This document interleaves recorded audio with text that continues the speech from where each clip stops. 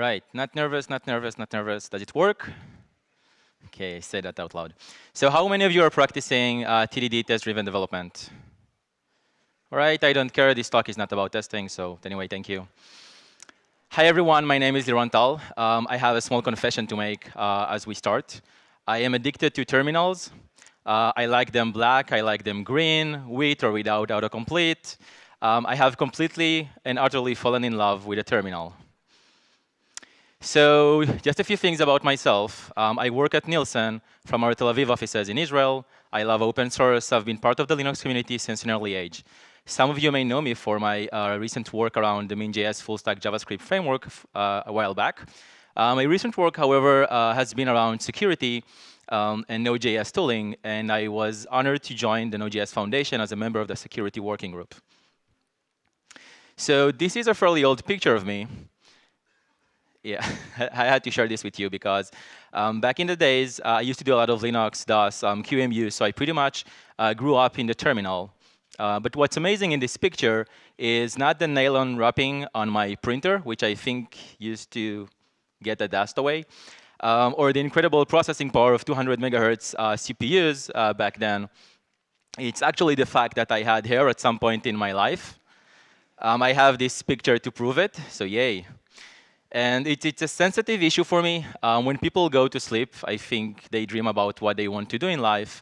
And I do the same. You know, some people want to work with Elon Musk. Others just dream about trying to exit Vim. It's understandable, fair dream. I know. I don't exit Vim. I just like click on the power button on my Mac, and somehow it reboots, and I'm outside of it. So my dream when I go to sleep is basically just to have hair and just like walk around the streets like that. Madalena, this GIF is actually a cue for you. So when you sketch me up, a lot of hair. Thank you. You're super. All right. All right. So we are here to talk about making the terminal great again. And my goal today is to give you an inspiration to build beautiful command line applications with your knowledge in Node.js and JavaScript. And really, we would touch about building those user interfaces using your existing knowledge of front-end development with React. Before that, I want to share with you a story of my 90s childhood with a terminal. For me, computers back then used to be about cyberpunk, and I got really involved into bulletin board systems when I ran my own BBS system for like around 6 years, since 1995. It was named the Hacker's Choice BBS after the famous German-based hacker group, so I had to give a shout out to them, even though this was like 20 years ago or something. We were basically back then just kids in our bedrooms trying to communicate with the outside world using our modems and our personal computers. So that's how we made friends back then in cyberspace. The dial-up modem connection for me, I'm going to bring that up. Yes, anyone remembers this? So the dial-up modem connection for me was my favorite sound as a kid. It actually symbolized for me the start of an adventure, connecting and embarking on a journey on an uncharted system space territory where I could go in and learn about new things and find information treasure to poke my curiosity. Forget about CSS and SVG animations back then. It was how old school and hardcore. What we did was basically animating text on the screen, and it was a glorious ANSI party on your terminal. So moving characters up and down, left and right, and this is how we animated stuff back then. Our roots as developers run deep in the terminal, I think. We use it to debug, to communicate with the CLI, piping, output, gripping, everything around it, or just the usual npm install from time to time. So please raise your hand if this was your first ID. Yay. Yay, thank you, old school people. All right, so I guess some of you feel like this is you today. I felt that way as well when I started. But hopefully, this is how I want you to feel after this talk. I want to acquaint you with some ecosystem libraries and building blocks of building a beautiful command line applications. So just like visiting what we're doing these days with terminal interactions, basically we're using it to run our tests, use webpack to build our tools, or maybe just running our npm commands, scaffolding, create React app. I guess all of this is very familiar for you. But I want to give you some use cases that would show you how this is leveled up in some projects that I've seen. So imagine a Node.js dashboard where your Node.js process, for example, a backend system or proxy, whatever you built, would give you a visual indication of memory consumption, of CPU utilization, your event loop health while it is running. So this is an example app, open source, of course, built by Formidable, that gives you, when you run your app through this dashboard interface, all of this information. And granted, this is probably not something you would use for production, still an amazing idea of what you can do around the Node.js CLI and visualizations. So how often do you find yourself top just looking at memory usage and maybe just processes, seeing what's getting your CPU stock or your memory? So another one that actually gives you an interactive interface where you could just go scroll up and down through your processes.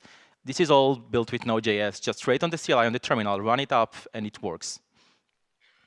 The next one is actually something that I've wanted to do myself. So how often do you pick at package.json? For me, I work at multiple projects most of the time between work and open source. I just run through different stuff, and I don't really remember which run scripts I have. So I ended up figuring out and repeating a pattern of just like looking at package.json, cutting it, or just at VS Code and figuring out which project am I just remembering. And I wanted to build something better. And of course, with open source, I would just scratch this itch. But of course, we have NPM and this beautiful CLI called Lana, where you can install it either in your project space or probably preferably on your global scope. Once you run it in your project, it's just going to give you this interactive menu where you can, again, scroll up and down, hit return, and run your run script without remembering what they are. So at this point, I see some front-end developers' faces being shocked about all of this visualization in the CLI. And you might be wondering, what is this dark magic I bring upon you? You're not alone. It seems that a lot of front-end developers suffer from this anxiety disorder. It's called thermophobia. It's an extreme or irrational fear from computer terminals. I may or may not have invented this just for the talk. It has been actually dated back to 1905 when this phenomena first happened. I'm not sure if you heard about the case for that. Yes. So I'm just kidding. Bill is a great guy, and I love Microsoft, maybe a little bit. They're doing really good stuff lately. He made personal computers ubiquitous. I'm mostly thankful for their contribution to our software industry. Yeah. Yay, no. It was a joke. All right, so seriously. All right, so let's take a break before we build something. Are you feeling alone when you're not getting pictured? Right, but you need to stand here. I'm going to give you. But you need to pose. Just pose something. All right. Come here. Let's have a selfie. No, really. You should have your space. Just lights. Come here. It's OK.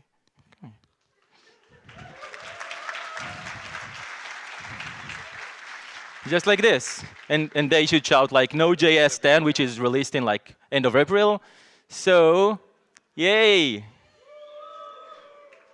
Yay. Amazing. You're great. Thank you. All right. You can be a great speaker one day. All right. So let's build something. So what we need to know to build something, we need to figure out what are our building blocks and what useful tools we can use to build something nice. So here's a recipe of what we need to do. It's kind of divided to development and deployment. So I'm going to start with the development part. This is kind of a recipe of what you should have. So first of all, of course, you're building your module. We're not going to talk about like module building patterns and publishing, but once you've done that, of course, you need to figure out that if it's like a Node.js CLI tool, it needs to be executable, not in the term of binary, but just something that your shell can understand and run. So you need to define that in your package.json. We're going to see it later.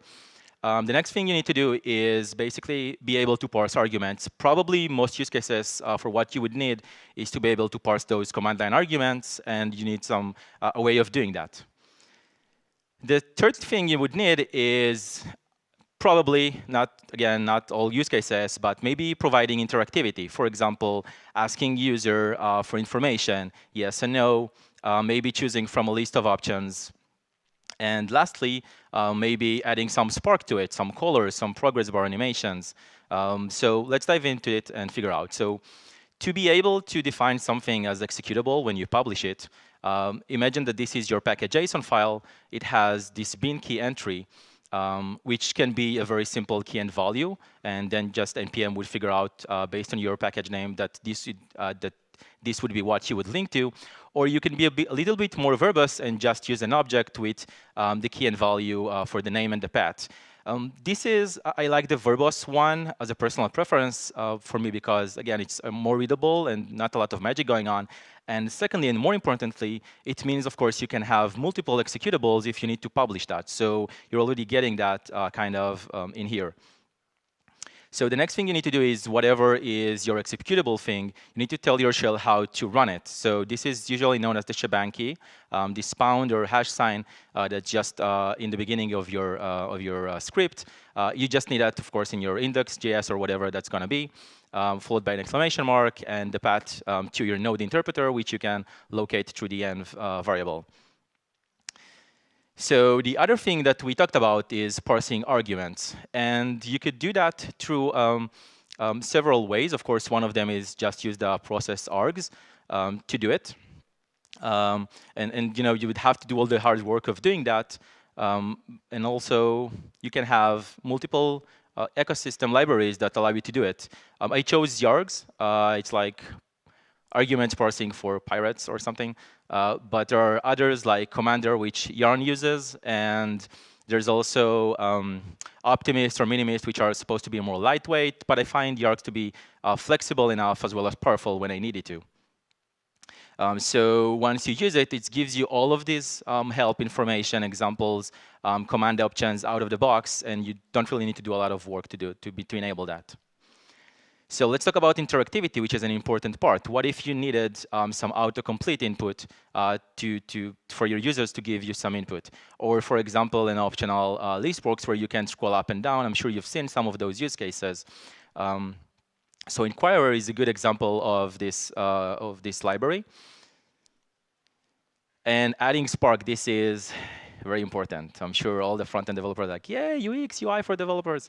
So it also goes pretty well and very important for your CLI, right? Your end users would like to repeat, using your binary again or your package. So think about giving, for example, if you're doing some async work, like you're fetching stuff over APIs, you're doing some disk work, which is, of course, again, asynchronous. Maybe you want to show some loader that something is happening and not have that blink for the terminal just white over black, doing nothing, and the user doesn't even know. What if you also needed to do several tasks? And you can give this information to the user about, hey, I am doing some tasks. This is their status. One failed, one skipped, one succeeded. Another use case is, for example, if you wanted even to just show charts. So if you wanted, for example, to show a license count for some NPM model that you developed, then instead of just putting the text on the screen, maybe you can use a chart library to just print it good on the screen.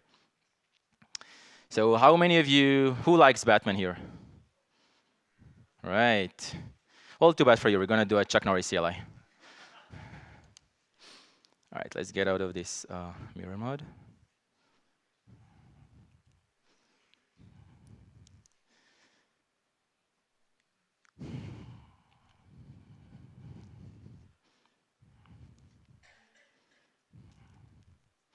All right.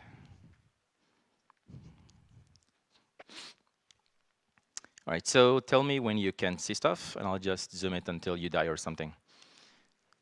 So everything's going to be pushed on GitHub afterwards. But basically, for now, what we have is a CLI small project that we'll build together. That's called Chucky. It will show you some funny Chuck Norris quotes that you can use in the terminal. Of course, you can install it very easily. And then you can just give it some parameters, like, for example, jokes from the dev category or celebrity. We'll just play with that and see how it works.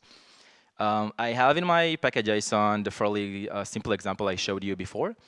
And you can see all my dependencies here of what we talked about. We can go inside and talk about ANSI styles, in package log JSON 321. Its SHA is V20 ZI6K ZRD. You can stop me whenever you want. 8YVYJW3SMB. All right, cool. I just wanted to check that you guys are awake. Lunch was good, huh? All right, cool. All right, so in bin Chucky.js, let's just build it. So first of all right, I'm too short for this. Next time, need a booster. Someone needs to write it down for retrospective notes, Alexandra.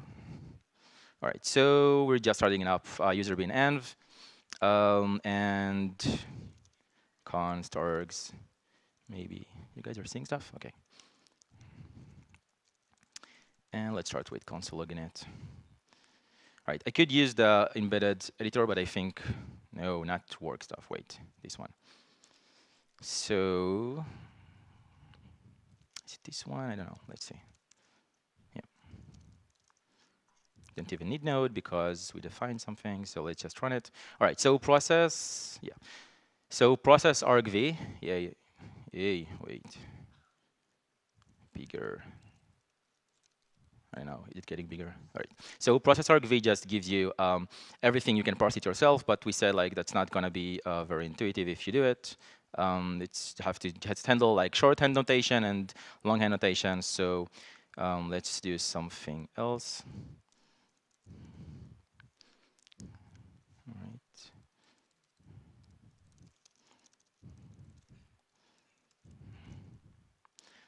Sorry. Yes.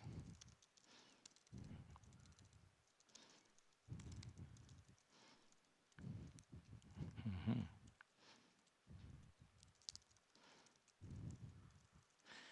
All right, so what's cool about this is now Yargs is going to actually try to interpolate what I was meaning from the command line automatically, and I don't need to do anything.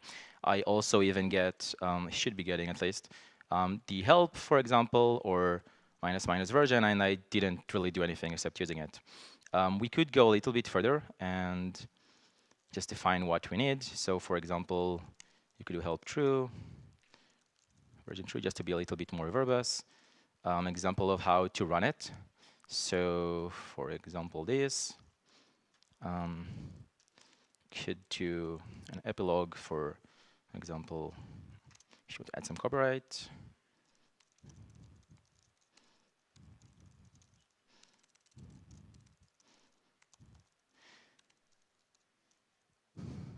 All right, we have enough time.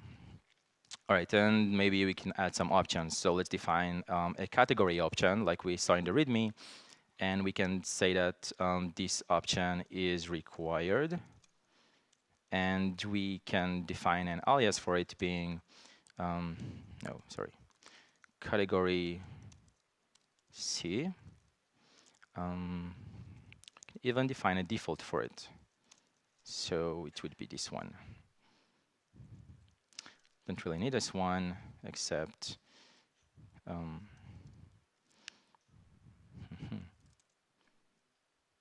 right, so here are all the options. That's all, again, doing all of that for you by just a small code that we wrote ourselves. So let's say that we are now going to do something like this is going to be our entry point. We just catch an error.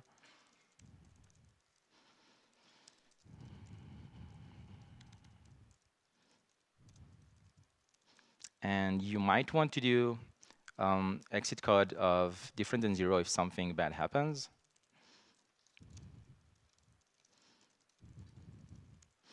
All right, so let's do a couple of stuff. So first of all, let's load assets, for example. And then we can try load more assets just to give you an example of something asynchronous that's happening in the background.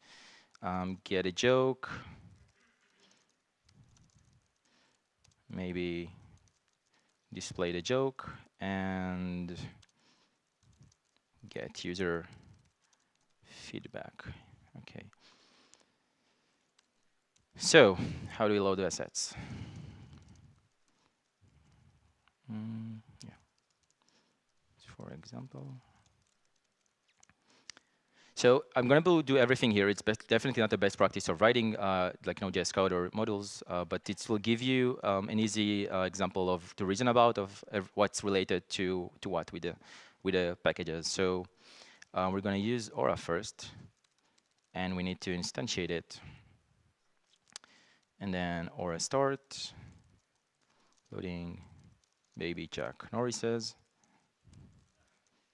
There aren't any baby Chuck Norrises, it just gets born Ninja. So let's do something. All right, let's give it a little bit more time. You can see the effect of it. Yes, of course.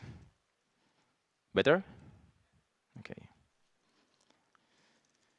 All right, let's try this.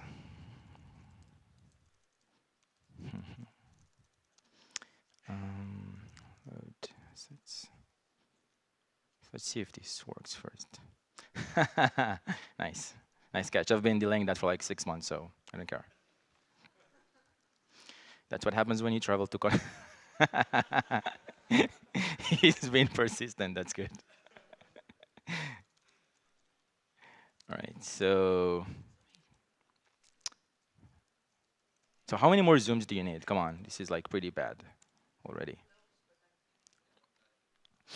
All right, I don't think it's really possible to zoom any longer, but we can see already that it's trying to do something. We have some animation going on. We can move on with the rest of it. So maybe let's do loading more assets. And this time we can use something that would give us a task. So function load more assets. So we can use lister for that. This is the task-based animation stuff. Sorry. This one.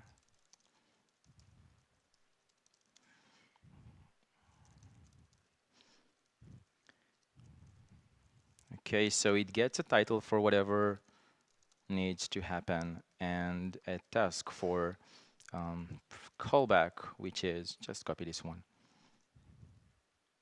A promise, and we actually need to return this as well. I guess at this point I don't really need the async here. All right, let's try this one out. No, because didn't copy it right. Okay. Did I miss anything? I don't know.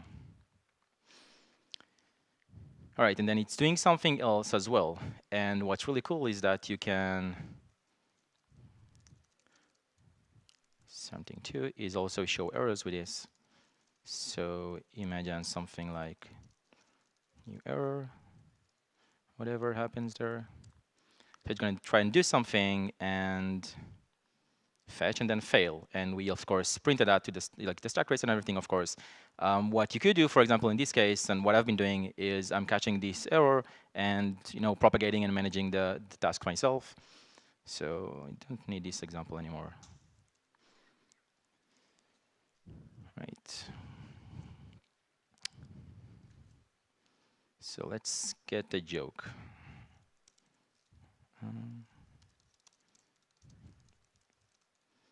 We need a category for that one.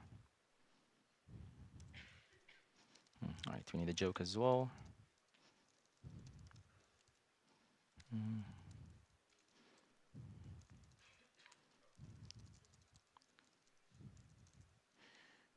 Right, and this is just some generic CLI.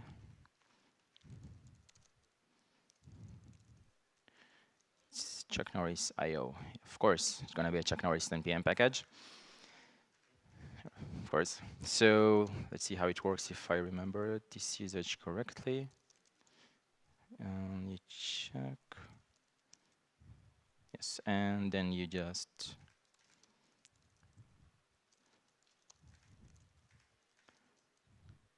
can give it a category. Now it's a client get random joke. Yeah. All right. And it has it in the API along with header information, so we're just going to return joke.value. So let's display this, and this is where also we said about colors. So maybe we can also use Chuck to define some colors.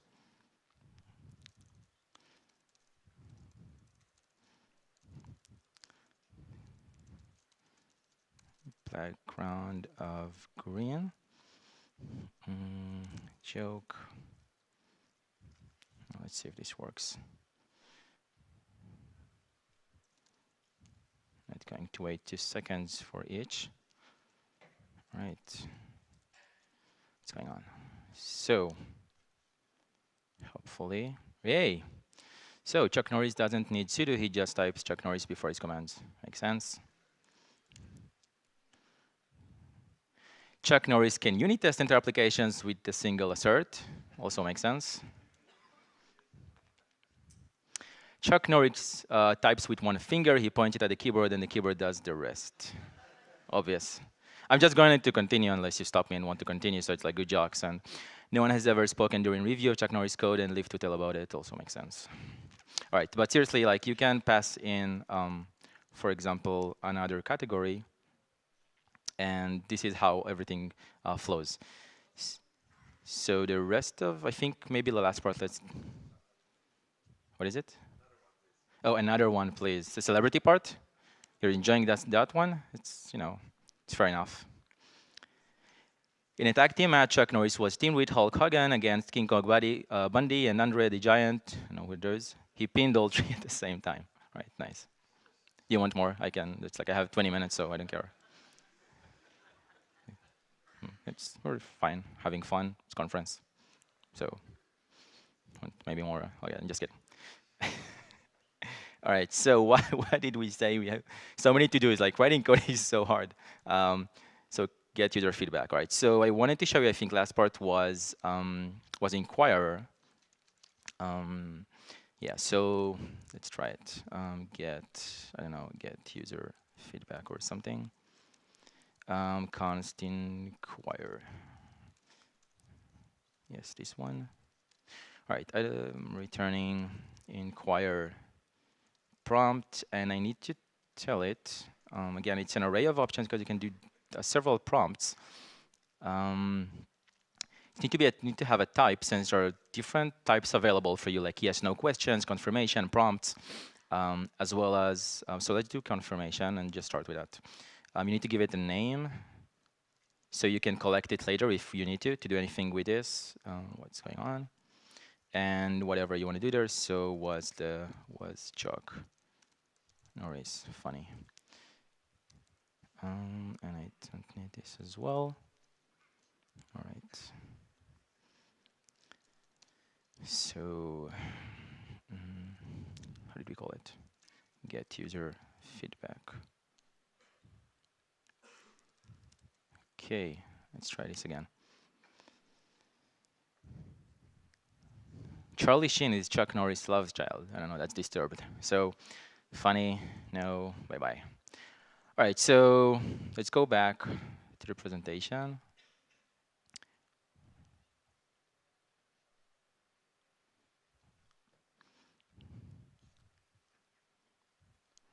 Right. So had fun building CLI tools? Yes? All right, cool. Yes, yay, lunch was really good, huh? Yay.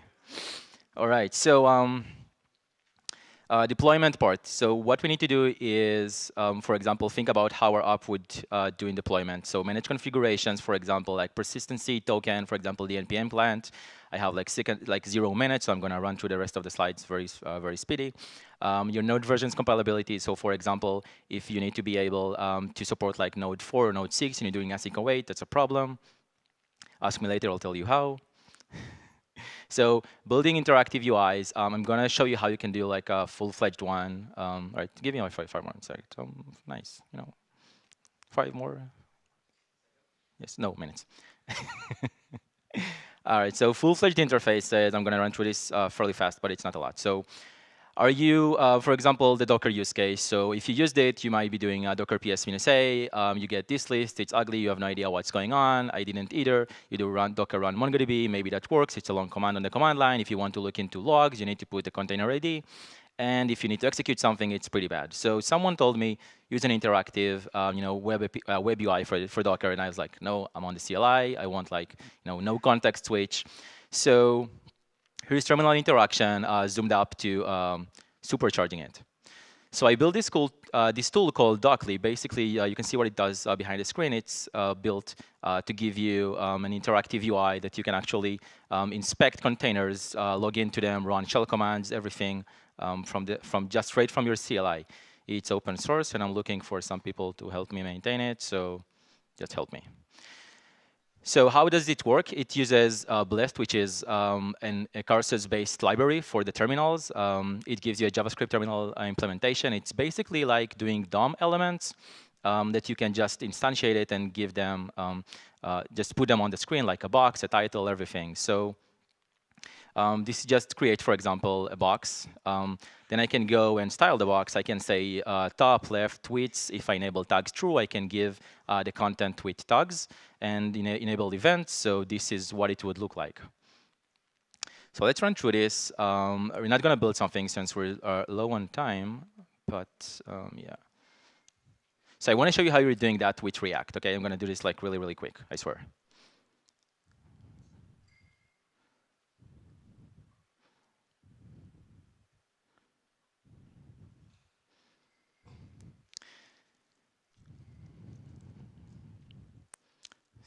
So again, which packages I think it's. So this, for example, shows you the box that we talked about, but the code for that is all React. So basically, your index file is using React, a custom renderer for React called React Blast. You create a screen, you define some, it's based on event emitter, so you define some events for it, render it on the app application on the screen, and app is any generic React app that you want. You have a story, you have a state, a component, everything that you need inside. I'm going to show you just the last example for that, of this one being something more interactive. If you want to see, for example, your star's popularity, and this actually changes the state all the time and renders a new component to the terminal. So all of it is really built just with React. So this is the country package for Blast, which is what I used to build Dockley and all of these examples. You can see it's pretty amazing of the stuff that you can build with it.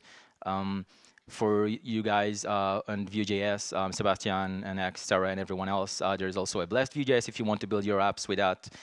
So I guess we cleared the thermophobia part. I hope we cleared the fact that CLI people can be hipsters just like React. And if and if you want some more CLI links and how to build stuff, just approach me or use any of these links.